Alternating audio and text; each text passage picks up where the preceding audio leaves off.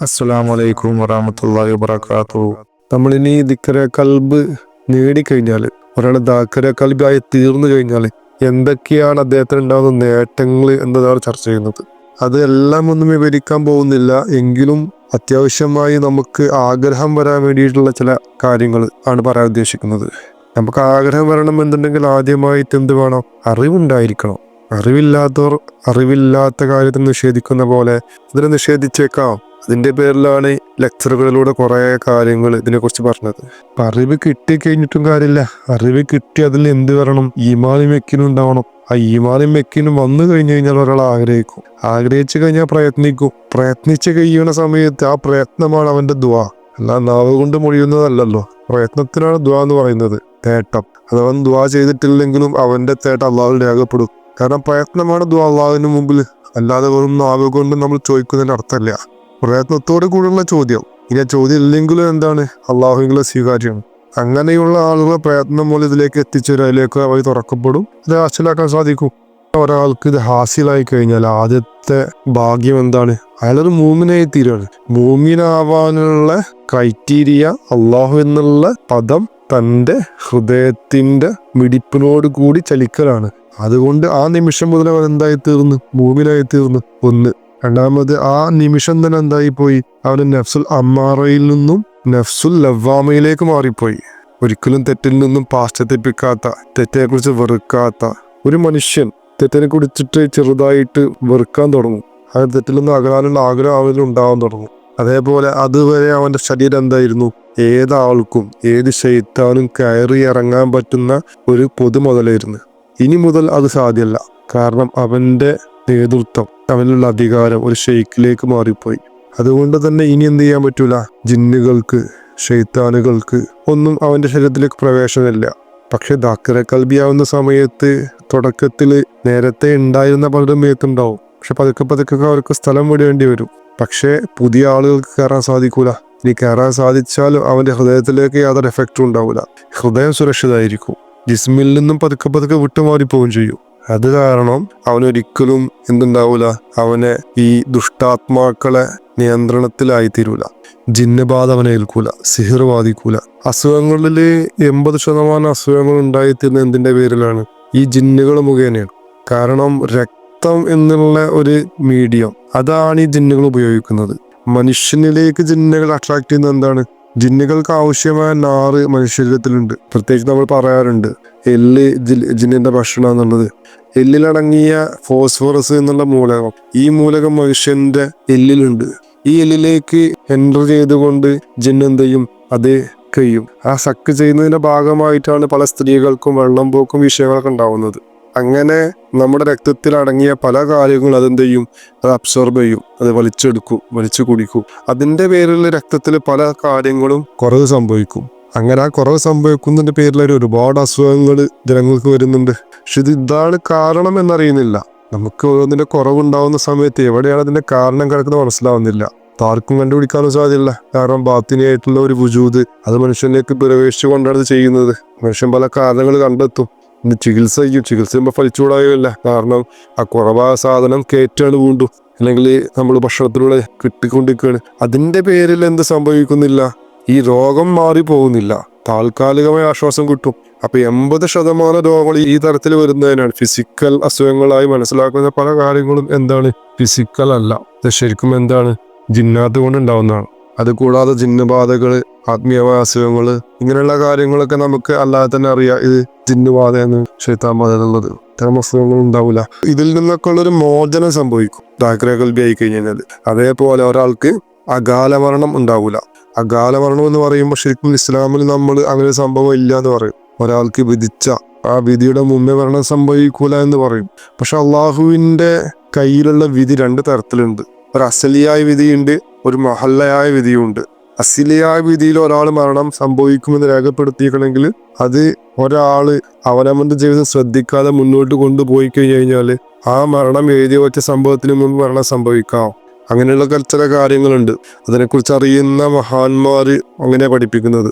അങ്ങനെ അവർ മരിക്കാൻ പോകുന്ന കാര്യങ്ങൾ നേരത്തെ അള്ളാഹുവിനെ അറിയാം. അത് വേറെ വിഷയം. പക്ഷെ വിധി ഇങ്ങനെയായിരിക്കും. അവൻ ശ്രദ്ധിക്കാതെ ഈ അസലിയായ വിധിയിൽ അവന് രേഖപ്പെടുത്തി വെച്ച മരണം സംഭവിക്കേണ്ട സമയത്തിന് മുമ്പേ സംഭവിക്കാം. അതിന് കാരണം അവനവന്റെ അശ്രദ്ധക്കുറവാണ്, അവനവന്റെ സംഭാവങ്ങളാണ്.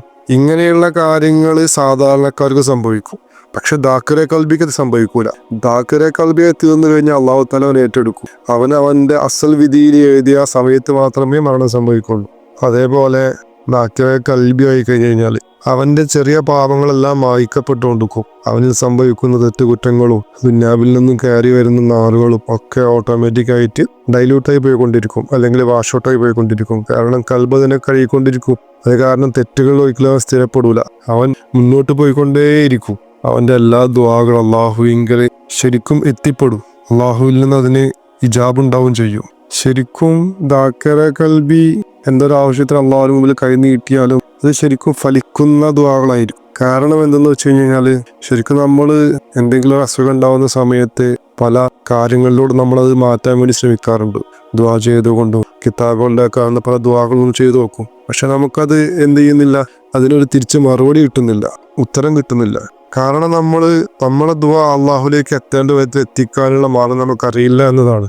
പല ഷർത്തുകളും നമ്മൾ പറയുമെങ്കിലും യഥാർത്ഥ ഷർത്തായിട്ടുള്ള ദിക്റെ കൽബ് എന്നുള്ള വിഷയം പറയാത്തതാണ് വിഷയം. ഇപ്പൊ ഈ ഒരു ദിക്റെ കൽബ് ഹാസിലായി കഴിഞ്ഞു കഴിഞ്ഞാല് നമുക്കൊരു സിഹിർ ബാധിക്കുക, അല്ലെങ്കിൽ എന്തെങ്കിലും ആർക്കെങ്കിലും ബുദ്ധിമുട്ട് സംഭവിക്കുക, ഈ സമയത്ത് നമ്മൾ അള്ളാഹുവിന്റെ ഖുർആൻ എടുത്തു വെച്ചുകൊണ്ട് ഓതിയാൽ തന്നെ അതിന് ഫലം കിട്ടും. ഖുൽ ഹു അല്ലാഹു അഹദിന് ശേഷം വരുന്ന 2 സൂറത്തുകൾ, ആ 2 സൂറത്തുകളും എന്തിനു വേണ്ടിയാണോ അവതരിച്ചത് ആ വിഷയത്തിൽ നമ്മൾ ഉപയോഗിച്ചാൽ നടക്കും.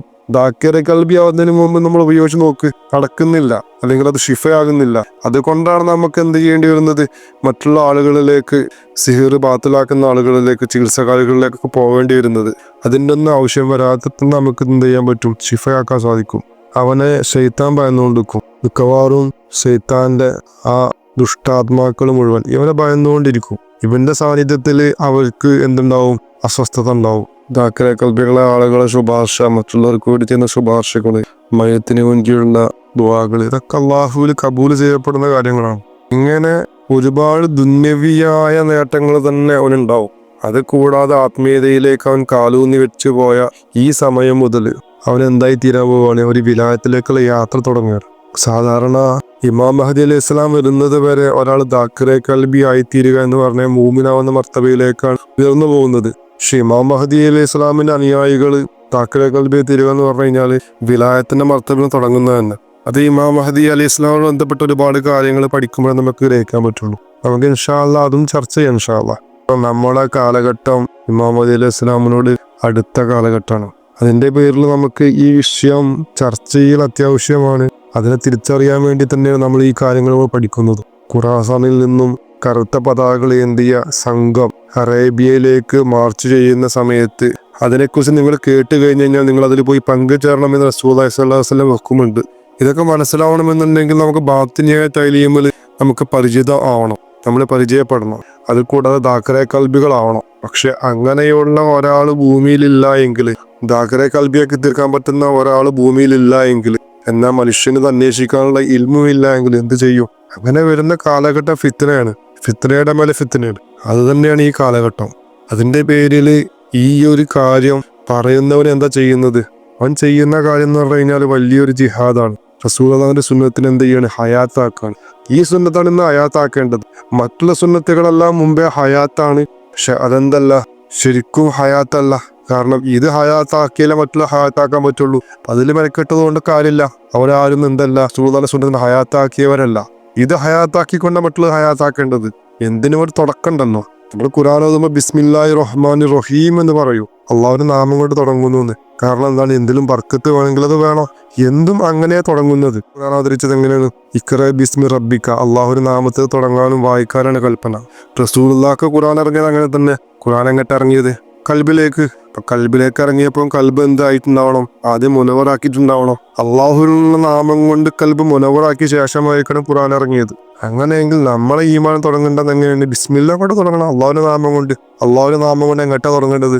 കൽബില് അള്ളാഹുവിന്റെ നാമം കയറ്റിക്കൊണ്ട് കൽബിലേക്ക് ഈമാൻ കയറില്ല. അതാണ് തുടക്കം ഇസ്ലാമിന്റെ. അതിനുശേഷമാണ് ബാക്കിയുള്ള കാര്യങ്ങൾ. അപ്പൊ ഈ സുന്നത്ത് മൗത്തായി കഴിഞ്ഞാൽ അതിനെ ഹയാത്താക്കുന്നവർക്കാണ് പ്രതിഫലം ഉള്ളത്, 50 ഷെയ്യിന്റെ പ്രതിഫലം. അതിന് ഈ കാര്യം മനസ്സിലായി ഏതൊരാൾക്കും ഈ ദൗത്യം ചെയ്യാം. ഈ കാര്യം ശരിക്കും യക്കീനായ ഒരു മനുഷ്യന് അവന്റെ ജോലി മറ്റുള്ളവർക്ക് പറഞ്ഞു കൊടുക്കലാണ്. സമയത്ത് നിർബന്ധമായ കാര്യമാണ്. അതിനെതിരെ ശബ്ദിക്കുന്ന ആളുകൾക്ക് ഈ വിഷയം അറിയാത്തതിന്റെ പേരിലാണ്, ഇതിന്റെ ഇമ്പോർട്ടൻ്റ് അറിയാത്തതിന്റെ പേരിലാണ്, അവരവർ ചെയ്യുന്ന വിഡ്ഢിത്തറിയാത്തതിന്റെ പേരിലാണ്. പക്ഷെ ഇത് മനസ്സിലായ ആളുകൾക്ക് അതിന്റെ പേരിലൊന്നും ഈ വിഷയം നിർത്തേണ്ട ആവശ്യമില്ല. അവരത് പറയൽ നിർബന്ധമാണ്. അവര് പറയലാണ് അള്ളാഹുവിന് തൃപ്തി, മഷായിക്കന്മാർക്ക് തൃപ്തി. എന്നിരിക്കെ ഒരാളെ എതിർപ്പിന്റെ പേരിലും ഇത് നിർത്തേണ്ട വിഷയം അല്ല, പറയേണ്ട വിഷയമാണ്. ബാക്കി ഇൻഷാ അല്ലാഹ് നമുക്ക് അടുത്ത ക്ലാസ്സിൽ പറയാം. അസ്സലാമു അലൈക്കും.